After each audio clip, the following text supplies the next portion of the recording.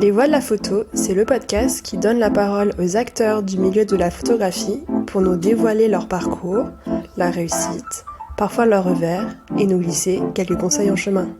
Bonjour à toutes et à tous, je suis Marine Lefort et vous écoutez Les Voix de la photo. Donc après une longue pause estivale, le podcast reprend et je suis ravie de faire cet épisode de rentrée avec Mickaël Houlette. Bonjour Mickaël. Bonjour. Donc vous êtes le directeur de la maison de la photographie Robert Doisneau à Gentilly depuis 2014, mais aussi du Lavoir numérique qui se trouve également à Gentilly depuis 2019. Et avant cela, vous avez été entre autres coordinateur et commissaire d'exposition au Jeu de Paume pendant 9 ans.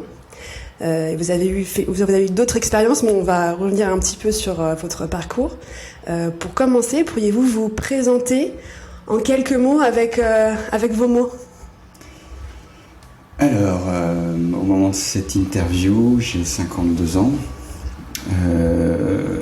J'ai un parcours professionnel presque de monomaniaque, tourné vers la photographie depuis mes études supérieures et même avant. Et depuis quelques années, j'ai fait un large pas de côté en préparant l'ouverture du Lavoir numérique et en ouvrant cet établissement qui dépasse largement le strict cadre de la photographie pour embrasser celui de l'audiovisuel.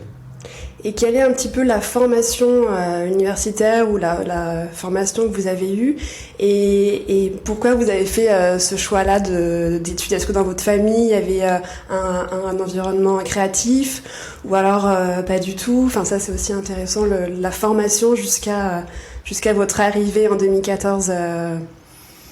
Alors, je suis né à Cherbourg et mon enfance et mon adolescence s'est passée tout à fait en dehors du cadre artistique, muséal, etc.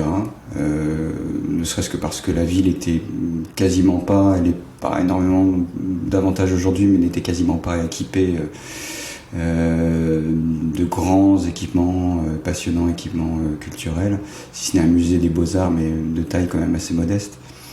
Non, ça a été, j'ai rien à voir a priori avec tout cela, et je devais prendre une toute autre destinée pour tout vous dire. Mais il s'est passé un événement qui a été déterminant pour moi, c'est que lorsque j'étais au lycée en première, notre professeur d'espagnol nous avait emmené à Paris, monté à Paris, comme on disait, et par le plus grand des hasards, parce que c'était absolument pas prévu dans le planning de visite de lieux qu'on devait parcourir comme ça, avec notre classe, on revenait du musée Rodin et on est passé devant le Grand Palais et notre professeur nous a dit « Ah tiens, il y a un petit musée gratuit dans lequel on peut se balader ».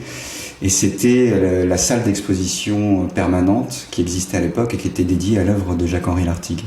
Parce que Jacques-Henri Lartigue, qui avait donné son œuvre à l'État en 1979, avait posé comme condition, enfin lui-même ou son entourage, avait posé comme condition qu'il y ait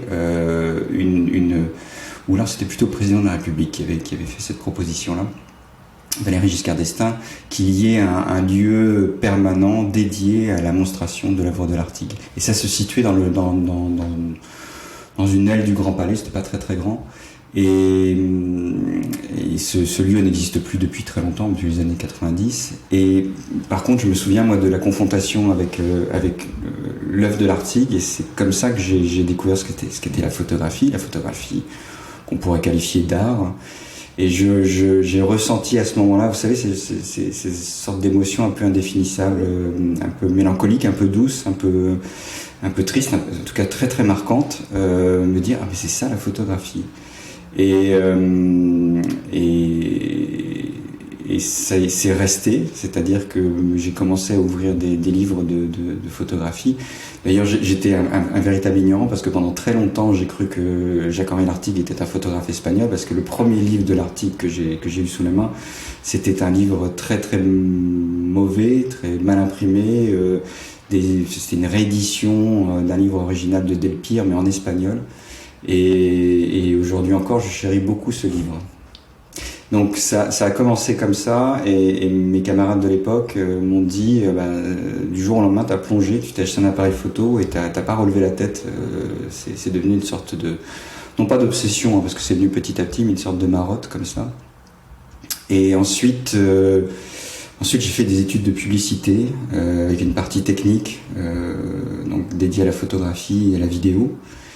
Et comme je me suis rendu compte pendant mes études de publicité que vraiment je ne connaissais rien à rien, j'ai entendu encore une fois complètement par hasard parler de l'école du Louvre, et je suis entré à l'école du Louvre et je me suis tout de suite spécialisé en histoire de la photographie. En parallèle du coup? Parallèle, après. À la suite de mes études de publicité. Et là, j'ai eu la chance, peut-être incroyable, d'avoir pour professeur Michel Friseau, donc qui est l'un des grands historiens de l'histoire de la photographie en France, et qui est le premier d'ailleurs à avoir enseigné l'histoire de la photographie au niveau des études supérieures à Dijon dans les années 70. Et donc du coup, vous avez fait, là c'était un master ou c'était... Alors moi j'ai fait le premier cycle jusqu'à la muséologie que je n'ai jamais terminé, parce que je fais partie de ces derniers jeunes hommes qui devaient faire leur service national, leur service militaire en l'occurrence, ce que j'ai refusé de faire. Donc j'étais objecteur de conscience. Et donc au lieu de passer 10 mois sous les drapeaux, j'ai passé 20 mois, et là encore c'est une chance incroyable, au ministère de la Culture, enfin dans une antenne du ministère de la Culture, qui était les archives photographiques du ministère de la Culture, et pendant 20 mois j'ai travaillé sur le fonds Nadar. Et là, hasard absolument bien heureux, j'ai tout de suite été employé par la suite à la Donation Jacques-Henri Lartigue. Et donc l'œuvre qui m'avait permis de rentrer dans ce domaine, je l'approchais de très près. J'y suis resté pendant 6 ans, à la suite de quoi je suis devenu directeur artistique. Ça constituait en quoi? C'était Alors j'étais l'assistant de Martine Dastier de la Vigerie, qui était la directrice. Donc c'était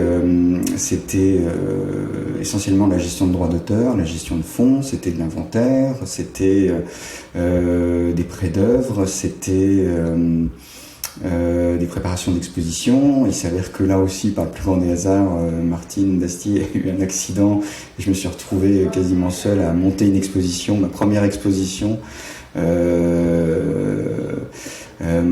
qui s'appelait L'été de Jacques-Henri Lartigue, il me semble, et où j'ai appris à vitesse grand V, et puis voilà, c'est tout ce qui concerne, si vous voulez, la gestion d'une œuvre photographique. Et il y avait d'autres fonds qui étaient gérés par... Vous étiez une équipe avec plusieurs personnes qui géraient plusieurs fonds? Comment ça se... Alors là, vous me faites rentrer dans quelque chose qui est qui est un peu plus vaste. Parce que je ne veux pas trop rentrer dans des détails techniques, mais bon, pourquoi pas, ça permettra d'archiver un peu cela. Alors, la Donation Jacques-Henri Lartigue était regroupée dans le même bâtiment qu'une institution qui n'existe plus aujourd'hui, qui s'appelait l'Association française pour la diffusion du patrimoine photographique, et qui est devenue par la suite Patrimoine photographique.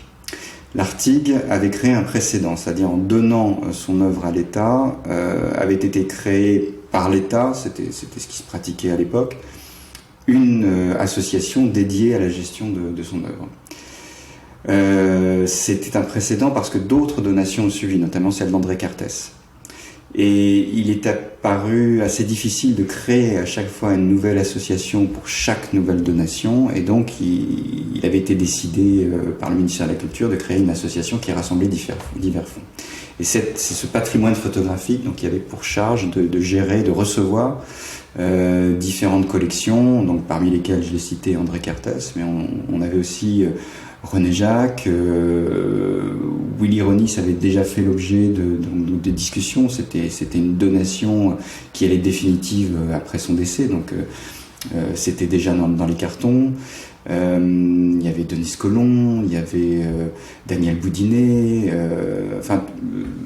beaucoup de fonds. Il y avait le fonds Harcourt, il y avait Raymond Voinquel, il y avait et puis petit à petit ce fonds donc s'est nourri, et il a nourri donc une collection déjà énorme qui était celle des archives photographiques. Je ne vais pas rentrer dans les détails des schismes, des fusions, des services de l'État, parce que tout ça est très compliqué et finalement pas très très intéressant, mais toujours est-il que ce fonds a constitué le fonds de base de fonds d'auteur qui est actuellement géré par la médiathèque de l'architecture et de la photographie, qui a ses réserves à Saint-Quentin-en-Yvelines et son siège à Charenton, et qui est, à mes yeux, aujourd'hui, la plus grande collection de photographies en Europe, et certainement l'une des plus importantes au monde.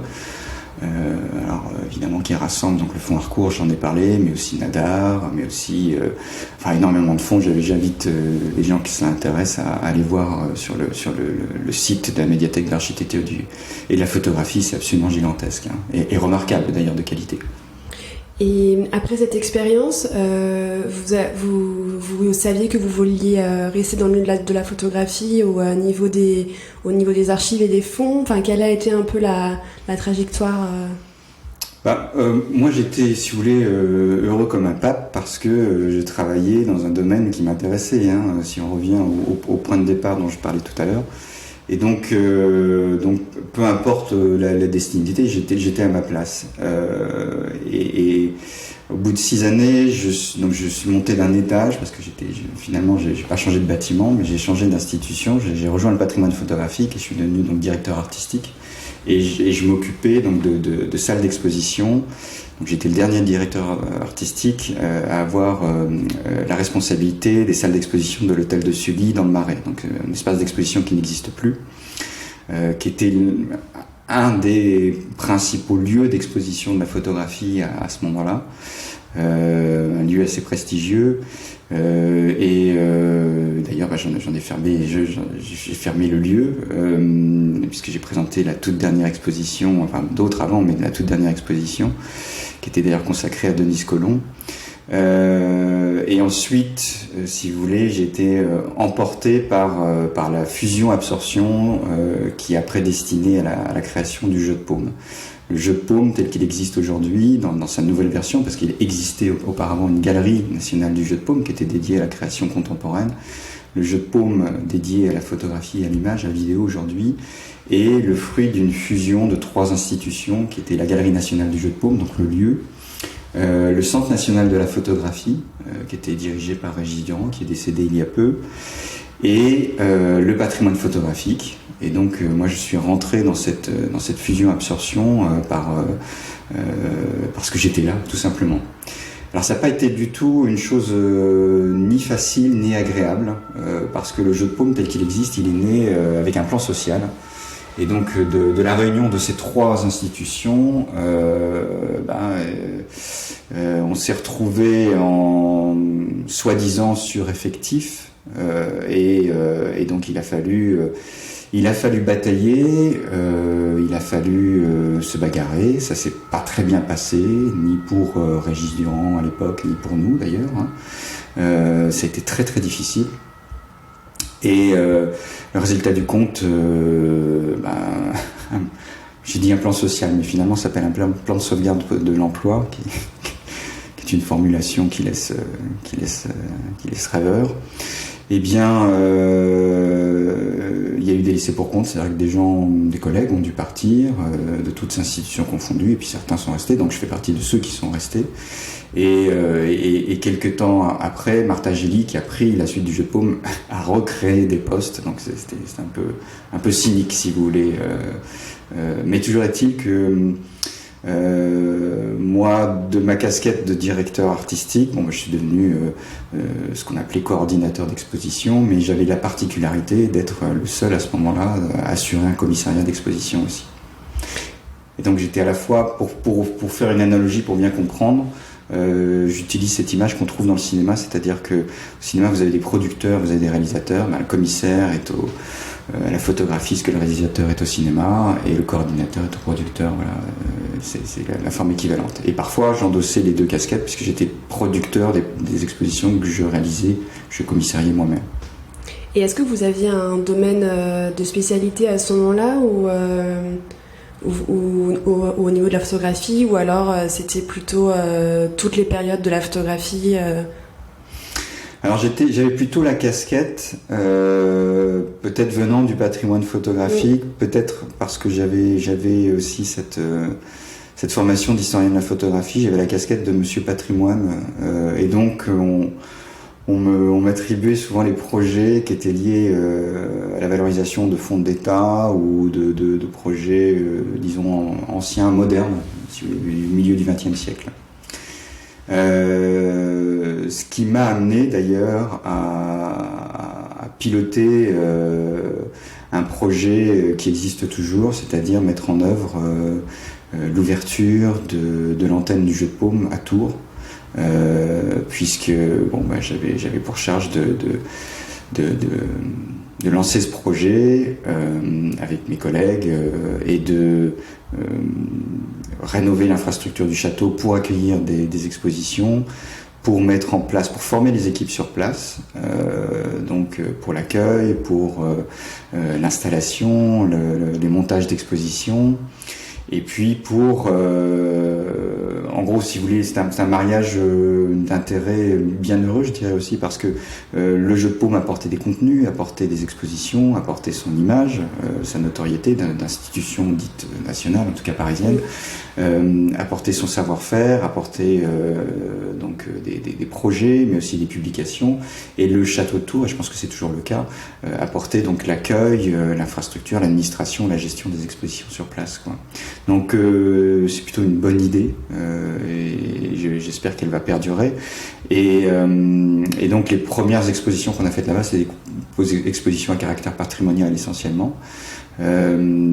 Et c'était une expérience extrêmement passionnante, quoi. Ce projet va vraiment au-delà du statut de coordinateur commissaire. Là, on est vraiment sur Oui, en fait, si vous voulez, surfant sur à la fois un métier et une passion, si vous voulez, j'ai développé, comme ça se fait assez naturellement, des compétences par simple curiosité, tout simplement, par goût d'aventure et par une certaine innocence, parce que je me suis retrouvé parfois dans des projets je pense que je les aurais pas menés si j'avais su la complexité que ça pouvait induire. Mais en parallèle, ce que je n'ai pas dit, c'est qu'en parallèle, peu de temps avant de quitter la donation Jacques-Henri Lartigue et en rejoignant non, c'était avant effectivement de quitter la donation Jacques-Henri Lartigue, j'ai fait un pas de côté en revenant à l'école du Louvre sous la proposition de Michel Friseau, et j'ai enseigné là-bas pendant 3 ans aussi l'histoire de la photographie. Et puis en parallèle aussi, je faisais des projets divers et variés, d'écriture, qui dépassaient le strict cadre de mon métier, quoi. C'est sûrement aussi grâce à tous ces projets qui du coup dépassent en tout cas la fonction de commissaire et de conservateur et de coordinateur, que vous avez pensé à la maison de la photographie Robert Doisneau.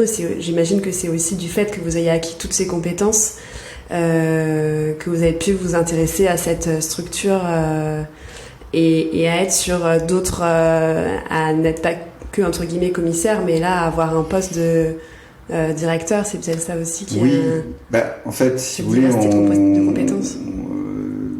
Là aussi, c'est une sorte de hasard. C'est-à-dire que dans le corps enseignant de l'école du Louvre se trouvait l'ancienne directrice, ma prédécesseur, de la maison de la photographie Robert Doisneau. Et donc, elle était venue me voir en me disant, je vais prendre ma retraite, est-ce que ça t'intéresse? Je lui ai dit, bien sûr. Donc, elle m'a dit, vas-y, postule. Donc, c'est pas parce qu'on se connaissait, si vous voulez, que j'ai eu le poste, parce que dans ces cas-là, il se passe ce qui se passe habituellement, c'est-à-dire qu'on passe devant 2 jurys. D'abord un jury, moi je suis passé devant un jury d'administratif de la collectivité qui gérait la maison de la photographie à l'époque, et puis après devant un jury d'élus, donc un jury politique, je dirais, devant lequel on présente un projet et qui est adoubé ou pas. Et si vous voulez, là d'un coup, je me retrouvais presque avec les clés du paradis, parce que j'allais moi-même initier ma propre programmation. J'étais très très bien au Jeu de Paume, j'aurais pu continuer comme ça ma carrière, il n'y avait aucun problème là-dessus. Alors ce qui s'est passé, je le dis parce que c'est pas non pas pour raconter ma petite histoire, mais ça peut intéresser par exemple des étudiants qui voudraient découvrir comment ça se passe dans la vie professionnelle. Ce qui s'est passé, c'est que j'ai dû convaincre le jury, les 2 jurys devant lesquels je passais, que non, j'étais pas surdimensionné, que non, j'allais pas m'ennuyer à la maison Doisneau. Et j'ai dû accepter une baisse de salaire assez conséquente, parce que quand on rentre dans la fonction publique territoriale, il faut s'attendre effectivement à pas être riche à millions, en tout cas pas avoir un salaire qui est celui dont on rêve. Mais en tout cas, c'est devenu absolument passionnant, parce que là j'ai découvert des choses pour lesquelles j'étais pas forcément formé. D'abord la gestion d'une institution, même si au sein d'une collectivité tout ça est très encadré. La gestion d'une institution qui dépend d'une collectivité, donc publique, et puis l'encadrement d'une équipe. Alors j'avais déjà encadré des équipes de manière plus ou moins permanente, mais pas à cette échelle-là.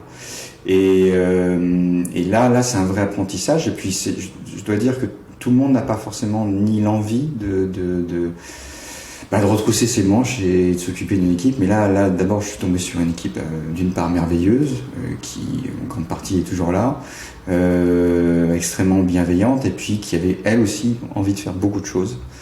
Et donc ça a été une rencontre aussi heureuse. Et puis je dirais que c'est pas tous les jours facile, parce que comme toutes les institutions culturelles, on travaille beaucoup. On se fatigue beaucoup aussi, mais je dirais que il y a toujours une bonne énergie, une belle énergie, quoi. Est-ce que vous pouvez nous expliquer, pour les personnes qui ne sont jamais venues à la Maison de la Photographie Robert Doisneau, nous dire en quoi ça consiste, enfin quel est cet espace d'exposition, en quoi il est aussi particulier, comment il peut se définir par rapport aux autres lieux d'exposition, et aussi les projets que vous avez mis en place depuis que vous êtes arrivé. Alors, la maison Robert Doisneau, comme son nom l'indique, ne s'occupe pas du tout du fonds Robert Doisneau, parce qu'il est géré par la famille Robert Doisneau, par Francine de Rody et Annette Doisneau, à 1 kilomètre d'oiseau, vol d'oiseau d'ici, à Montrouge. Non, Robert Doisneau avait donné son nom, et très vite, le projet s'est tourné vers... alors il y avait l'idée d'une donation et tout ça, puis ça s'est jamais fait. Enfin c'était le modèle de l'époque. Et puis Robert Doisneau lui-même n'avait pas du tout, pas forcément envie de donner son œuvre comme ça. Et très vite c'est la maison de Robert Doisneau, fort de ce nom-là, ce nom quand même prestigieux, s'est tournée vers la photographie humaniste. Donc c'est un projet et avec un modèle type centre d'art, donc a priori sans collection. Et puis en fait il y a une collection, il y a même 2 collections qui sont constituées à la maison de Doisneau. Mais c'était ça, c'était un centre d'art dédié, centre d'art photographique dédié à la photographie humaniste. Alors il faut remettre les choses à leur place, c'est-à-dire que à son ouverture en 96, mais le projet lui remonte à la fin des années 80. Il y a peu d'institutions photographiques encore en Île-de-France. Il y avait un précédent, c'était le Château d'Eau à Toulouse, donc qui servait un peu de modèle. Et puis au même moment, Jean-Luc Monterosso est en train de mettre en place la Maison européenne de la photographie dans le Marais. Et donc les 2 lieux ouvrent à peu de temps d'intervalle chacun. Quand j'arrive, moi, je me retrouve avec cette maison donc dédiée à la photographie humaniste, et là, je vous avoue que je ne sais pas ce que c'est que la photographie humaniste, et je continue à chercher. Je ne sais toujours pas ce que c'est que la photographie humaniste. Pour résumer mon analyse actuelle, qui peut changer, je dirais que c'est un agglomérat de concepts. D'abord, c'est un terme de critique à l'époque, pour désigner un certain nombre de photographes. Après, c'est devenu ce qu'on appelle en histoire un chrononyme, c'est-à-dire une manière pour désigner une époque. Mais ensuite, donc une époque qui pourrait être celle de l'immédiat après-guerre. Donc on retrouve les joyeux lurons de l'époque, les Robert Doisneau, les Willy Ronis, puis beaucoup d'autres encore, des Brassailles par exemple. Mais en fait, quand on regarde de très très près, d'abord il n'y a pas une unité de style, il n'y a pas une homogénéité de personnes. Robert Doisneau lui-même ne peut pas être réduit à la stricte case photographie humaniste, parce que ça serait de laisser de côté sa production industrielle, le travail qu'il a fait pendant plusieurs années sur la mode, etc., ses propres recherches aussi. Et donc, et puis pour la question du temps, finalement, ça commence quand la photographie humaniste avant-guerre. Et puis si on s'intéresse à un personnage comme Jack London, finalement ces photographies réalisées avec les clochards de Londres à la toute fin du 19e siècle, ça aussi c'est de la photographie humaniste. Et puis après tout, peut-être que l'une des premières photographies qui représente un homme, c'est l'une des inventions de la photographie. Et donc finalement ça remonte très très loin à la photographie humaniste. Et ça perdure toujours aujourd'hui, dans une forme ou dans une autre. Donc finalement, ce que je fais, moi, c'est que j'interroge ce concept-là par différentes entrées, deux principales, qui sont qu'est-ce que c'est que la photographie à l'époque d'activité de Robert Doisneau. Donc c'est le pan, je dirais, historique de notre activité, et quels sont les avatars aujourd'hui de la photographie humaniste. Et donc dans très peu de temps, on va là aujourd'hui on est en octobre 2022, en mars 2023 on va présenter une exposition d'un jeune auteur qui s'appelle Thomas Boivin et qui présente un projet qui s'appelle Belleville. Voilà, donc Belleville, alors, vous imaginez, je reçois beaucoup, je le répète, beaucoup de dossiers, de propositions d'artistes plus ou moins connus, des grands noms aussi je suis tout à fait flatté, très surpris des grands noms qui veulent travailler avec nous. Mais beaucoup de projets aussi qui vont dans une veine de photographie de rue, noir et blanc, qui revendiquent plus ou moins clairement leur filiation avec la photographie de grands auteurs et qui s'autoproclament photographie humaniste. Et quand Thomas Boivin est venu me voir avec son projet, je me suis dit tiens, quelqu'un qui va me présenter de la photographie en noir et blanc de rue et dans un espace qui était largement arpenté par tous ces prestigieux photographes depuis des lustres. Et en fait Thomas qui accepte volontiers cette filiation, qui la revendique même, Thomas renouvelle, modernise, actualise complètement le genre. Et il bat en brèche l'idée qu'il est difficile de photographier aujourd'hui dans la rue. Alors c'est vrai que le web, en l'occurrence, c'est pas le seul phénomène, mais le web a induit beaucoup de méfiance peut-être. Je pense que surtout il a fait prendre conscience que c'était que l'image de soi et le véhicule de l'image de soi sans contrôle, donc il a eu un rôle assez pédagogique, mais en tout cas l'œuvre de Thomas Boivin bat en brèche l'idée qu'il est difficile et que ça induit des rapports difficiles de photographier comme ça des individus dans la rue, et il se paye le luxe de réaliser à la chambre des portraits d'individus sur place de la République avec une douceur, avec une ouverture qui est bien heureuse là aussi et qui est très très agréable, ma foi. Et vous êtes combien à la Maison de la Photographie Robert Doisneau ? Alors au départ nous étions 4, et puis est arrivé le projet Lavoir numérique. Et le projet Lavoir numérique, donc ça s'appelle Lavoir parce que ce sont les anciens bains-douches lavoir bain-douche municipal, pour reprendre l'intitulé exact, qui ont été réhabilités pour devenir une structure culturelle. En fait, les deux phénomènes sont là aussi il y a un lien, c'est-à-dire que la Maison de la Photographie Robert Doisneau, qui avait été initiée par la ville de Gentilly et notamment par l'adjoint à la culture de l'époque, qui a énormément œuvré, qui a été en place pendant 30 ans dans la ville, qui a énormément œuvré, qui a créé beaucoup de choses, qui a créé une médiathèque, qui a créé une association Son Image, qui est à l'origine aussi d'un festival qui s'appelle les écrans documentaires.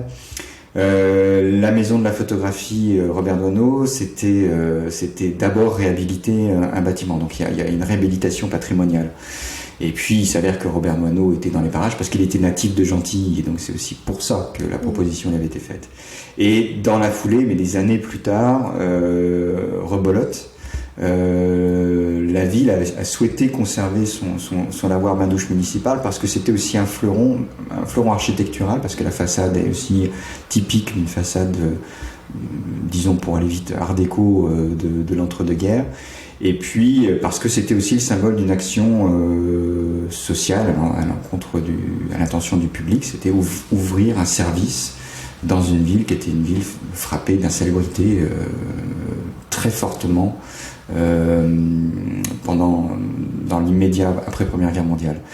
Donc la ville avait souhaité de conserver ce bâtiment et il y avait en germe l'idée d'en faire une maison de l'image et du son. Donc je veux pas rentrer dans les détails puisque nous aussi on fait des podcasts et on a fait un qui est dédié à cette longue histoire. Ah, et quel est le nom du podcast et de l'épisode? Alors ça s'appelle Les Rencontres du Lavoir et il y en a 3 qui sont dédiés à l'histoire du Lavoir. Les 3 premiers? Ce ne sont pas les 3 premiers parce qu'on emmène aussi en parallèle d'autres podcasts consacrés qui sont en lien avec notre programmation, mais là ils sont spécifiquement liés à l'histoire du Lavoir et à l'avant-lavoir numérique, c'est-à-dire l'histoire du Lavoir Manouche municipal, à l'ouverture du Lavoir numérique. Et là, on vient d'en réaliser un qui est dédié justement c'est une interview de Fabien Cohen et qui raconte ce qui s'est passé de l'intérieur, je dirais, comment un homme politique mène une action et qui a eu pour conséquence la création de ces 2 lieux. Je mettrai le lien dans l'épisode, Super. Podcast. On le trouve sur nos sites internet. On les trouve sur nos sites internet pour la faire courte. Et donc ce lavoir numérique était en germe. Alors je dis numérique parce qu'initialement ça devait être un lieu dédié au tout numérique, comme était comme l'est toujours la Gaîté Lyrique, ou le Cube à Issy-les-Moulineaux, ou le Centre d'art d'Enghien-les-Bains. Et puis finalement ça s'est pas fait. Et donc moi j'étais sur place et tout simplement j'explique à mes collègues d'administration, aux élus qu'il y a une chose toute simple à faire, qui était une idée qui avait déjà été plus ou moins explorée puis très vite laissée de côté, c'est de regrouper la maison de la photographie et le lavoir numérique au sein d'une même structure, d'un même service, et de passer de la photographie en partant comme point de départ la maison d'Anneau, en allant vers l'image. Et pourquoi je dis image alors qui est un mot un peu galvaudé aujourd'hui, on ne sait pas trop ce que c'est. Personnellement, je ne sais pas trop ce que c'est que l'image. On l'utilise beaucoup, on l'a beaucoup utilisé. Mais c'est vrai que si on prend le point de vue de la photographie avec la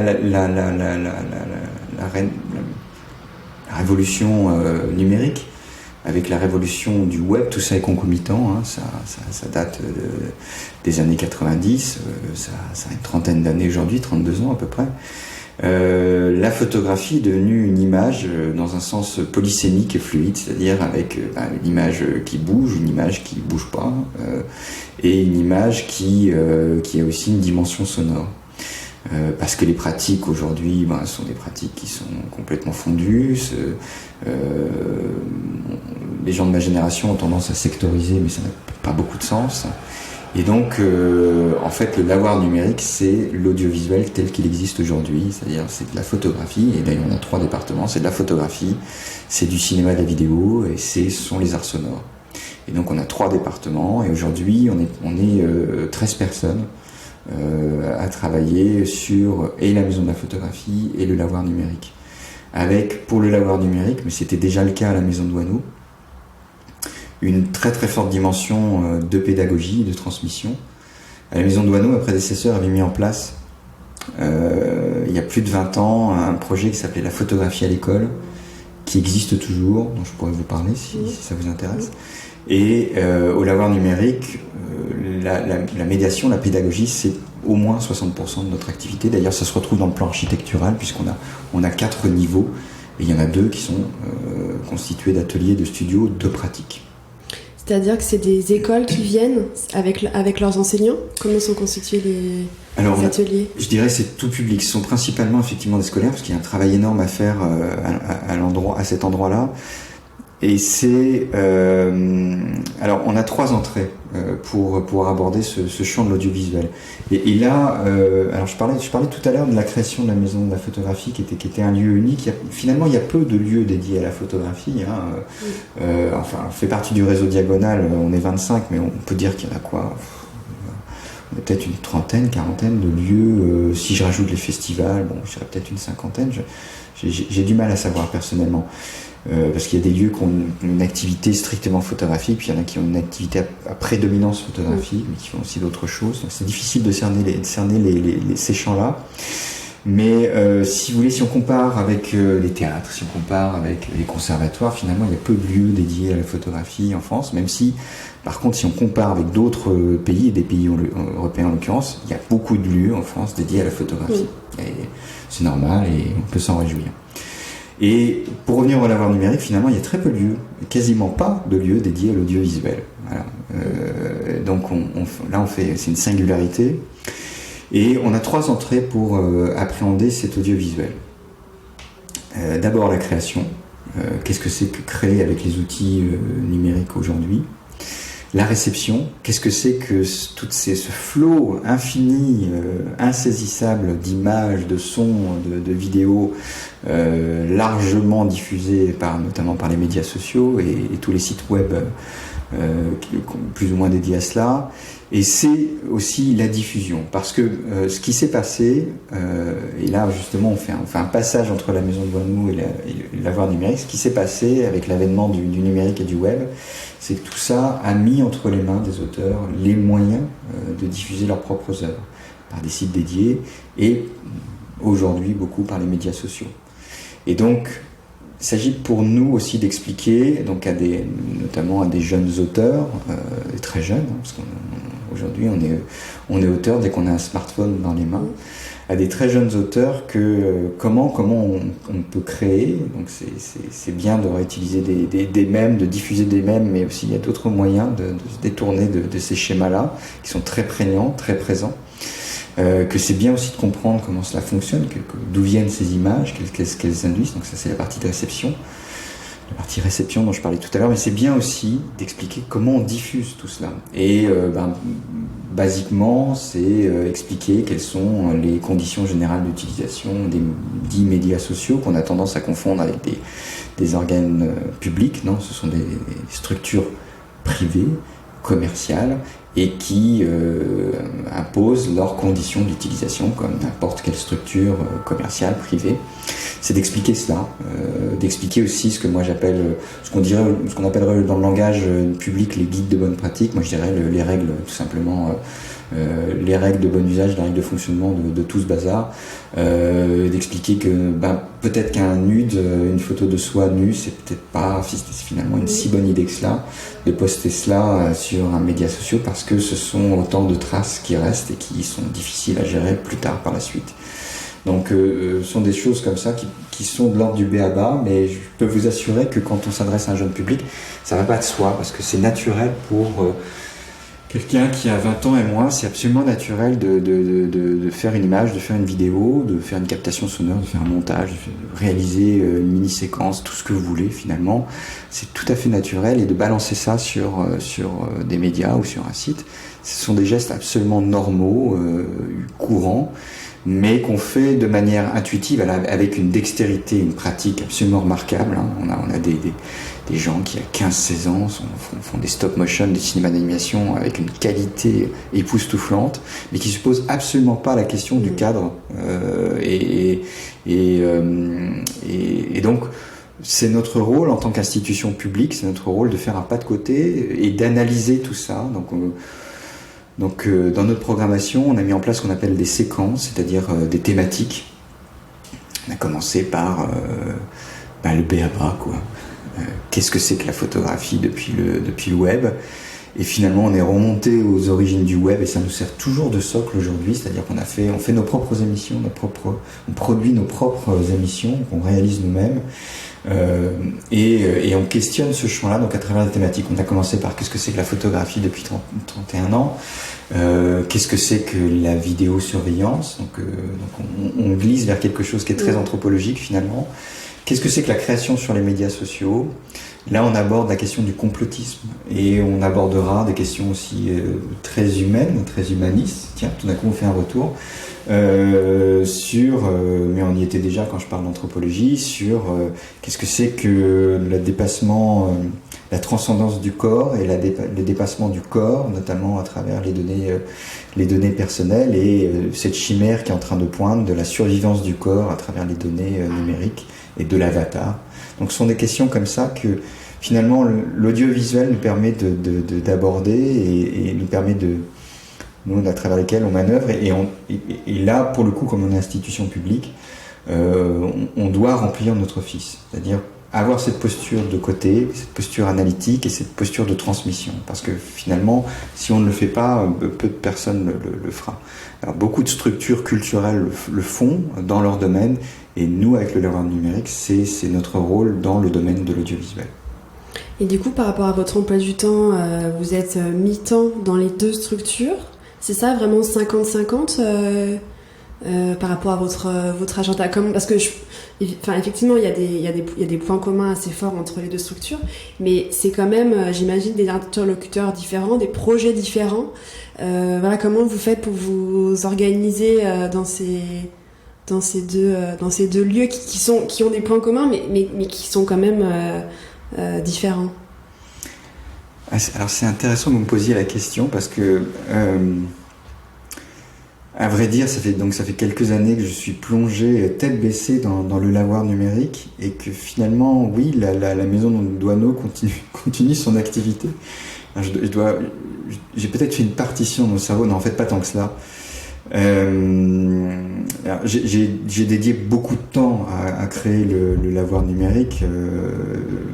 D'abord seul, ensuite il y a Anne Anderlin qui est juste à côté, dans le bureau d'à côté, et qui est coordinatrice générale du lavoir numérique et de la maison Douaneau, qui m'a rejoint, et puis tous les deux on a vraiment œuvré pour créer ce gros machin là. Quand je dis créer, c'est mettre tout en place, hein, parce qu'on a une activité de cinéma, et ni elle ni moi ne connaissions auparavant ce que c'était, comment fonctionnait une billetterie CNC par exemple. Le système qui permet de redistribuer une partie de nos recettes dans un pot commun qui est celui du CNC. C'est ça l'exception culturelle française. On a appris plein de choses qu'on ne connaissait absolument pas. Il a fallu recruter l'équipe, il a fallu suivre la fin de chantier, et là le bâtiment, on est toujours aujourd'hui en train de réparer les petits bobos, d'adapter les choses qui sont des actions absolument normales quand on ouvre une structure nouvelle. Et puis derrière, il y a toute la partie qui est la partie sourde, et qui est une partie assez conséquente, qui est la partie administrative. Parce que quand vous travaillez pour une collectivité territoriale et que vous mettez en place une billetterie théâtre, cinéma, pour reprendre cet exemple, il faut toute l'infrastructure administrative pour autoriser la paperasse, comme on dirait, les conventions, les décrets, qui permettent de créer légalement ces structures-là. Donc c'est beaucoup de temps. Et à côté de ça, il faut continuer à faire vivre la maison Douaneau. En fait, je m'aperçois que je navigue un peu comme un poisson dans l'eau dans tous ces domaines-là. Peut-être parce qu'il y a mon parcours qui le permet. Peut-être parce que aussi je me pose pas trop la question, et je fonce un peu tête baissée, et après je m'en mords un peu les doigts parce que fatigué, parce qu'on arrive à bout de souffle et qu'il faut retrouver une énergie à un moment donné. Donc là je suis en train de reprendre pied, mais aussi parce que finalement la photographie sans m'en rendre compte, ma manière d'appréhender la photographie, et ça je le dois sans aucun doute à Michel Friseau, à la manière dont il m'a formé. J'ai été formé aux médias. Et donc aujourd'hui, je suis outillé pour avoir une grille d'analyse qui est la mienne, qui n'est pas celle de quelqu'un qui est beaucoup plus jeune évidemment, mais qui est une grille d'analyse avec un certain recul sur comment fonctionnent les médias sociaux, comment fonctionne cette chose qui, pour quelqu'un de ma génération, paradoxalement, moi je fais partie de cette génération qui a créé le web, qui a créé, pas moi personnellement, mais après le Minitel, on a mis en place, les gens de mon âge ont mis en place ce monde informatique-là, puis ce monde numérique, puis ce monde Internet-là, mais qui nous dépasse complètement. Mais moi, je l'aborde comme un champ, vraiment un champ de prospection, et un champ scientifique finalement, parce que j'ai un certain nombre d'outils pour ça. Et la maison Douaneau, c'est un peu ma récréation, parce que je montais des expositions là-bas, mais c'est aussi un domaine de repli, un domaine que je connais bien. Et mais après effectivement, c'est aussi réajuster les choses, parce qu'on peut pas tout faire, et c'est difficile d'être à la fois directeur de deux structures, d'encadrer une équipe, et encadrer une équipe, ça demande du temps, d'investissement, beaucoup d'investissement, et c'est tout à fait normal.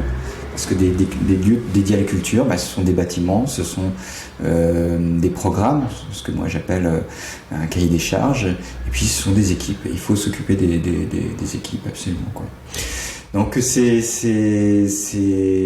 un peu ça. Donc la maison Doisneau, alors ça veut dire aussi allongée de manière assez conséquente. On avait une temporalité beaucoup plus courte à la maison Doisneau, mais là on a une programmation qui est déjà prévue sur au moins 2 ans et voire 3 ans.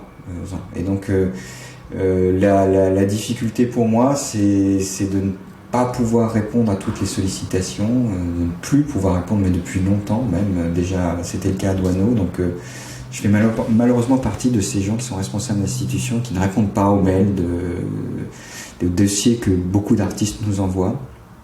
Parce que maintenant, j'ai plus que des artistes, pas uniquement des artistes photographes, ce sont aussi des vidéastes, du spectacle vivant, des concertistes. Alors heureusement, je ne suis pas seul, hein. Pour la programmation, on est plusieurs. Je ne suis pas spécialiste du cinéma, je ne suis pas spécialiste des arts sonores, donc il y a des collègues, on a créé une sorte de consortium de programmation qui est assez élargi, mais malheureusement, je ne peux pas répondre à toutes ces sollicitations-là. C'est difficile parce que j'ai l'impression de ne pas remplir mon rôle. Et vous êtes relativement libre dans vos projets, parce que du coup, vu que c'est une structure publique, du coup, j'imagine qu'il y a peut-être des fonds qui viennent de la billetterie, des cours, enfin des ateliers et des fonds publics. Est-ce que quelles sont un petit peu les difficultés que vous avez d'avoir ce statut-là, et par rapport au changement politique de Gentilly, comment vous vous positionnez? Est-ce que vous avez entre guillemets peur à chaque élection? Parce que je pense que d'avoir un statut public, il y a des avantages, mais il y a aussi je vais pas dire difficultés, mais en tout cas des choses un peu plus délicates. Sans rentrer dans le détail, comment aussi vous avez pu gérer, comment vous vous sentez par rapport à ça, niveau économiquement et puis politiquement? Alors, je dirais, quelle que soit la situation, on a chacun son lot de difficultés, hein. Mes collègues qui dirigent des structures associatives passent leur temps à remplir eux aussi leur lot de paperasse pour pouvoir obtenir des subventions, pour trouver de l'argent et pour pouvoir faire vivre leur structure. J'ai pas ce problème-là, ou moins, parce que c'est pas parce qu'on est on dirige une structure publique qu'on va pas non plus chercher à développer des partenariats publics, privés, et à trouver des ressources qu'on n'a pas forcément avec ce que j'appelle moi le socle financier, qui est celui du budget que je gère. Pour moi, c'est un socle et à charge pour moi alors c'est pas un terme qu'on emploierait dans l'administration publique, mais de faire fructifier, c'est-à-dire que j'ai réussi à développer beaucoup de partenariats, mais c'est ma manière de travailler depuis très longtemps, parce que j'ai été formé à cela au Jeu de Paume, qui elle aussi est une association, hein, rappelons-le. En gros, si vous voulez, la base financière que j'ai quand je me lance dans un projet, c'est une base qui permet de faire venir des partenaires. Voilà. Nous, on met tant d'argent sur la table pour produire une exposition, et on se débrouille pour trouver un éditeur, on se débrouille pour trouver un coproducteur qui va nous permettre finalement de faire des projets qui dépassent largement nos capacités financières et qui nous permettent aussi de faire circuler des expositions, de coproduire des expositions à plusieurs, donc de leur donner plus d'amplitude. Ça, c'est ma manière d'appréhender les choses.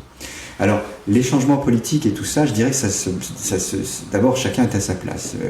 Le pouvoir politique a un certain nombre d'attentes, notamment ici. Alors, moi, je ne dépends pas de la ville de Gentilly, je dépends d'un territoire qui est une très grande agglomération, qui est une partie constitutive de la métropole parisienne.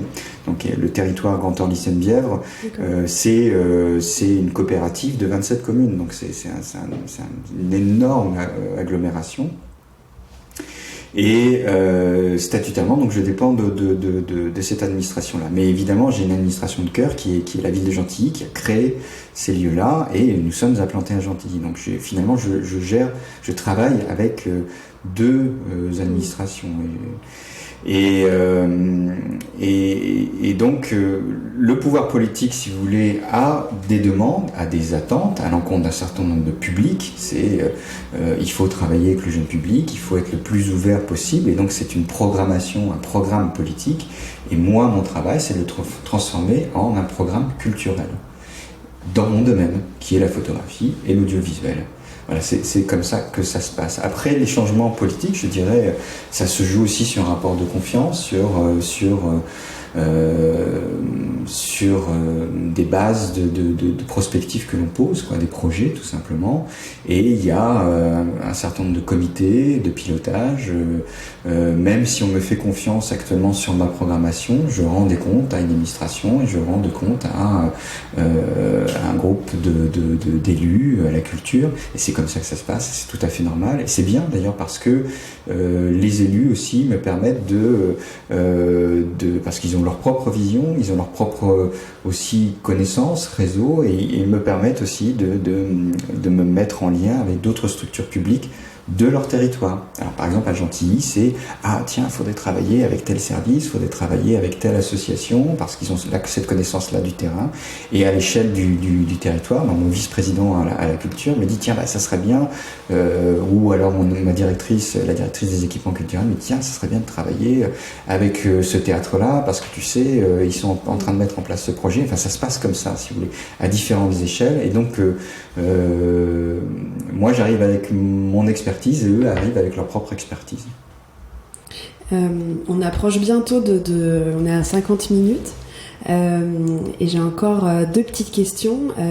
Une qui est énorme, mais du coup je pense que ce sera à prendre avec l'angle que vous souhaitez, qui est sur les évolutions que vous avez pu voir depuis que vous êtes à la maison Robert Doisneau, depuis une dizaine d'années, et ce que vous apercevez dans les prochaines années. Et ma deuxième question est si vous avez des conseils pour des photographes de tout âge qui souhaitent faire une exposition dans une institution ou alors lancer une exposition, là où ils le souhaitent, mais en tout cas vous pouvez vraiment prendre la deuxième question comme vous souhaitez, par le langue que vous souhaitez, si c'est très technique, si c'est sur le portfolio, si c'est sur le travail de Siri. Prenez avec l'angle que vous voulez. Donc une sur les évolutions et le futur que vous apercevez, et une seconde sur des conseils pour des photographes. Oui, elles sont intéressantes vos questions parce que justement ça permet à un auditoire assez large de comprendre comment tout cela fonctionne. Basiquement, je pourrais répondre sur comment on conçoit une programmation. Moi j'ai un certain nombre de curseurs, je dirais.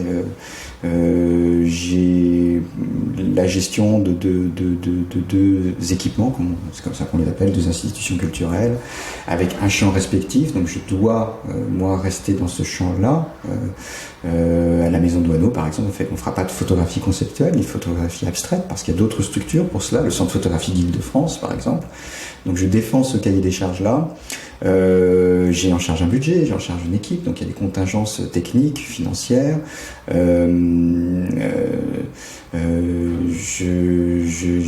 une position aussi d'historien, donc il y a une certaine vision qui n'est pas une vision forcément uniquement de directeur artistique, donc ce ne sont pas forcément mes goûts, et mes goûts je les laisse loin derrière en fait, ça pourrait prendre presque tout un podcast sur comment on élabore une programmation et de mon point de vue. C'est un certain nombre de choses qu'il faut respecter. C'est la faisabilité du projet, est-ce qu'on peut faire une édition ou pas, quelles sont les possibilités de partenariat, etc.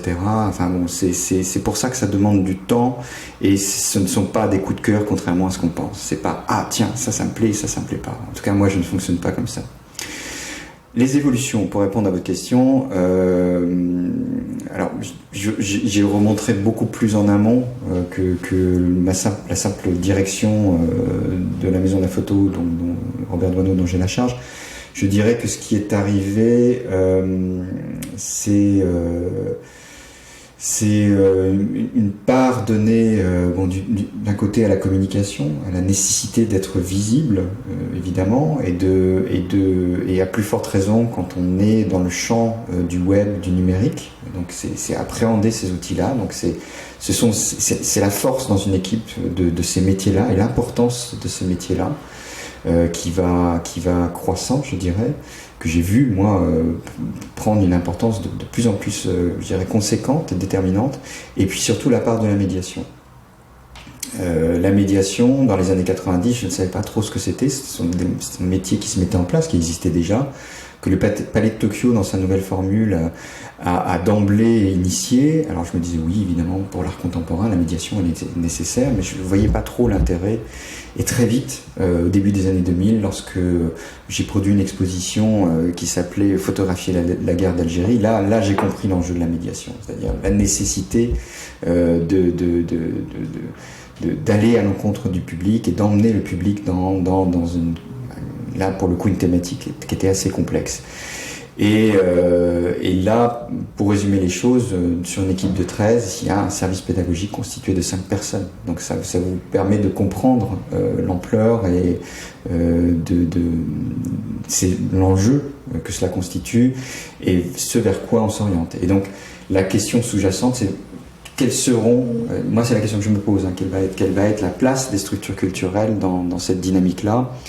La formation prend de plus en plus de place. Nous, on est très, je dirais, très actifs dans le réseau Diagonale, qui regroupe 25 structures photographiques en France et qui, lui travaille sur les questions de formation, en tout cas de transmission et d'apprentissage. Voilà, je pense que c'est ce vers quoi on se tourne tous et je m'en réjouis personnellement. Après, pour répondre à votre question sur les conseils à l'intention des photographes, eh bien, je dirais tout simplement la Diagonale joue un rôle sur la formation, ne serait-ce que la formation des photographes intervenants en milieu scolaire, parce que les structures engagent beaucoup d'artistes, auteurs qui utilisent la photographie ou autres pour des projets pédagogiques. Et je dirais dans les règles de l'art, parce que les structures sont garantes, et nous on a beaucoup milité auprès du ministère de la Culture, qui nous a suivis d'ailleurs, au sein du réseau Diagonale. Le réseau a beaucoup milité là-dedans pour que ça se fasse d'une certaine manière, tout simplement pour éviter de réinventer l'eau chaude à chaque projet pédagogique, et pour que ces projets pédagogiques soient efficaces. Donc l'éducation artistique et culturelle, oui, mais d'une certaine façon. Donc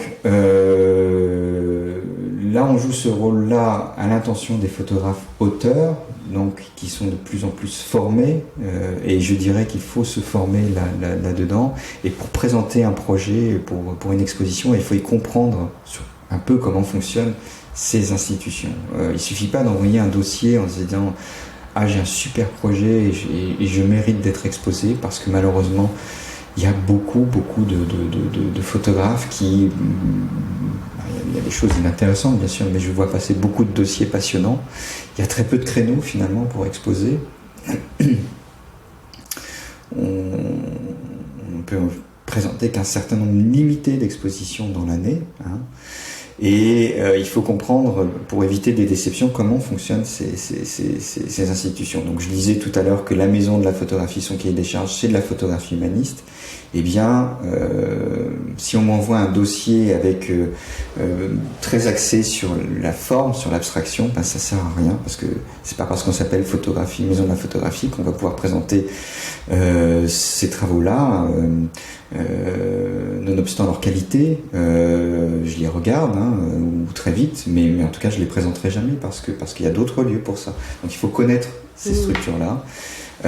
Et aussi, tout simplement, si on nous propose un projet qui demande un financement conséquent, on ne pourra pas le faire parce que la maison de la photographie n'est pas le jeu de paume, par exemple. Donc ce sont des conseils tout bêtes.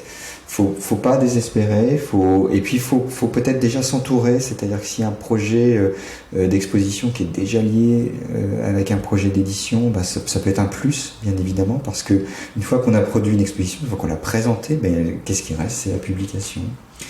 Voilà, ce sont des conseils comme ça, et surtout je dirais que je crois que je déroge pas à la règle. Je vais voir certains artistes, je vais dans leurs ateliers, je le fais peu parce que j'ai très peu de temps pour ça malheureusement. J'ai plutôt une démarche proactive, c'est-à-dire que c'est moi qui initie, fort des leviers que j'ai, des cadres et des règles que je dois respecter. C'est plutôt moi qui me tourne plutôt vers certains artistes ou qui initie certaines thématiques dans lesquelles certains artistes vont exposer. Et donc je réponds peu finalement aux sollicitations, ou plutôt je les garde dans un coin, je les archive pour celles qui m'intéressent, et je reviens parfois des années après. Thomas Boivin va être exposé en 2023. Je pense qu'il y a 5 ans qu'on s'est rencontrés. Du temps long. Oui, c'est du temps long, oui. Merci beaucoup pour cet échange. Avec plaisir. Et donc du coup, les deux structures sont visitables, sont en accès libre pour le public. Oui. Robert Doisneau, vous pouvez juste nous rappeler les dates et les horaires un petit peu des deux structures comme ça. Alors les deux structures sont ouvertes du mercredi au dimanche tous les après-midi. C'est gratuit. Et puis tout nos volets d'activités, programmes culturels, c'est consultable sur notre site parce qu'on propose sans arrêt des visites, des rencontres, des projections, des ateliers de pratique, des découvertes. Donc c'est consultable sur notre site, nos sites. Parfait. Merci beaucoup. Merci. Au revoir. Merci d'avoir écouté Les Voix de la photo. Pour faire connaître le podcast à plus de monde, je vous invite à laisser votre avis et 5 étoiles sur Apple Podcast. Si vous voulez en savoir plus, suivez-moi sur les réseaux sociaux, sur Instagram, LinkedIn et Facebook. Vous me trouverez sous le nom de Les Voix de la photo. Aussi, si vous souhaitez suivre mes futurs projets, je vous invite à m'indiquer votre email en cliquant sur le lien que vous trouverez dans la description de cet épisode. Pour finir, n'hésitez pas à me contacter sur les réseaux sociaux, me faire part de vos remarques et m'indiquer les personnes que vous aimeriez entendre. À très vite!